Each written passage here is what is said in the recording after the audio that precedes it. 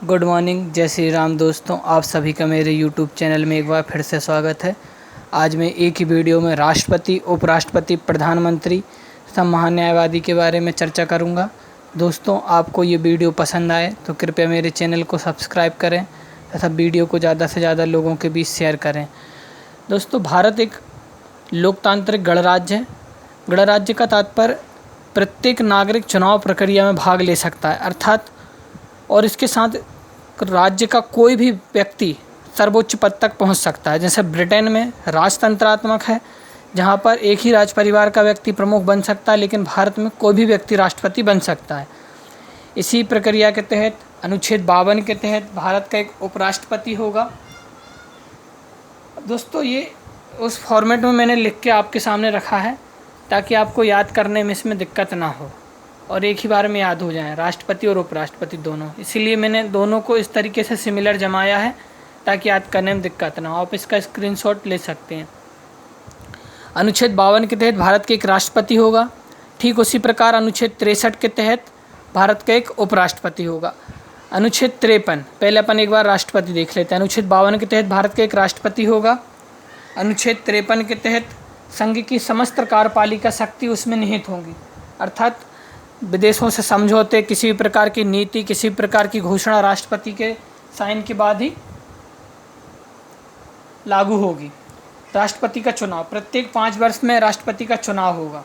चुनाव का तरीका, राष्ट्रपति का चुनाव एकल संक्रमण मत पद्धति के अनुसार होगा।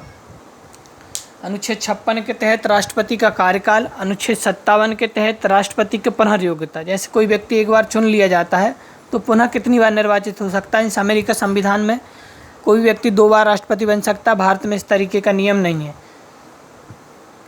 अनुच्छेद 58 के तहत राष्ट्रपति की योग्यता, राष्ट्रपति 4 प्रकार की योग्यता रखता है। वह भारत का नागरिक हो, वह भारत का नागरिक हो, 35 वर्ष की आयु पूर्ण कर चुका हो, संसद सदस्य चुने जाने के योग्य हो तथा न्यायालय द्वारा उसे पागल या दिवालिया घोषित न किया गया हो तथा वो राज्य के अंतर्गत किसी प्रकार के लाभ का पद धारण न किया गया हो। यहाँ लाभ के पद के अंतर्गत राष्ट्रपति, उपराष्ट्रपति, प्रधानमंत्री, मंत्री नहीं आते हैं, न ही किसी राज्य का राज्यपाल लाभ के पद के अंतर्गत आता है। अनुच्छेद 59 के तहत राष्ट्रपति के कार्यकाल की दशाएं और 60 के तहत शपथ और 61 के तहत उसको हटाया जाना है। अब यहाँ से अपन चलते हैं उपराष्ट्रपति। अनुच्छेद 52 के तहत भारत के एक राष्ट्रपति होगा। ठीक उसी प्रकार अनुच्छेद 63 के तहत भारत के एक उपराष्ट्रपति होगा। 53 के तहत संघ की समस्त कार्यपालिका शक्ति राष्ट्रपति में निहित होंगी और 64 के तहत राज्यसभा का पदेन सभापति उपराष्ट्रपति होगा।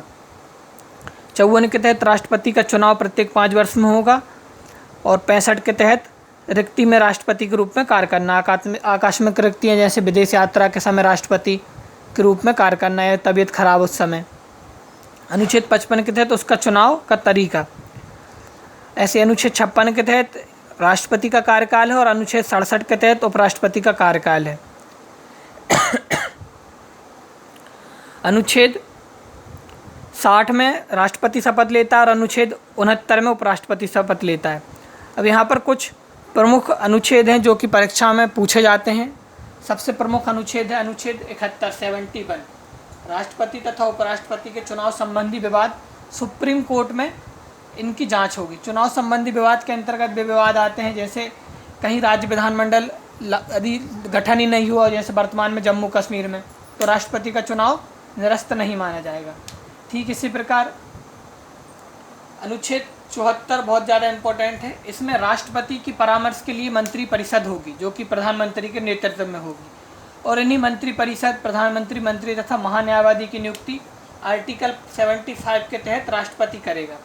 अनुच्छेद 76 के तहत, आर्टिकल 76 के तहत भारत का एक महान्यायवादी होगा तथा 67 के तहत संसद की कार्रवाई में शामिल होगा। भारतीय संविधान में प्रधानमंत्री का सिर्फ एक ही अनुच्छेद और एक ही दायित्व है, वो है अनुच्छेद 78, जिसके तहत प्रधानमंत्री का दायित्व होगा कि वह समस्त कार्यवाही के बारे में राष्ट्रपति को सूचित करेगा। प्रधानमंत्री के बारे में सिर्फ एक ही अनुच्छेद है, वो अनुच्छेद 78, जिसमें उसका कर्तव्य है, उसका दायित्व है कि वो राष्ट्रपति को अपने समस्त कार्यों के बारे में सूचित करेगा।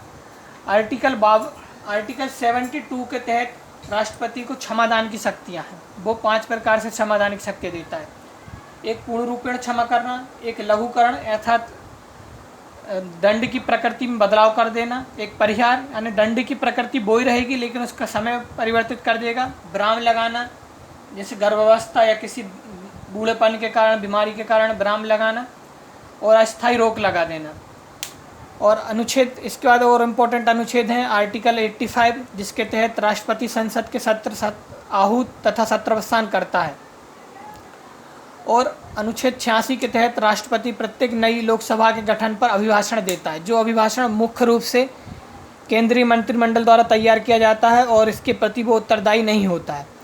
अनुच्छेद 111 के तहत विधेयकों पर सहमति देना, और अनुच्छेद 12 के तहत बजट, जो कि संविधान में वार्षिक वित्तीय विवरण के बारे में लिखा गया है, के रूप में लिखा गया है, जो प्रत्येक वर्ष वर्तमान समय के अनुसार प्रत्येक फरवरी में लागू होता है। आर्टिकल 123 के तहत राष्ट्रपति अध्यादेश जारी करता है जिसकी समय सीमा 6 माह तक होती है। अध्यादेश जैसे ट्रिपल तलाक पर अध्यादेश लाया, अभी जनसंख्या पर अध्यादेश लाने की मांग चल रही है, जनसंख्या नियंत्रण पे। और आर्टिकल 143 जो कि बहुत ज़्यादा इम्पोर्टेंट है, इसमें सुप्रीम कोर्ट से सलाह लेता है राष्ट्रपति किसी भी संबंधी निर्णय के लिए, और यह सलाह बाध्यकारी नहीं होती राष्ट्रपति पे। दोस्तों उम्मीद है आपको वीडियो पसंद आई होगी।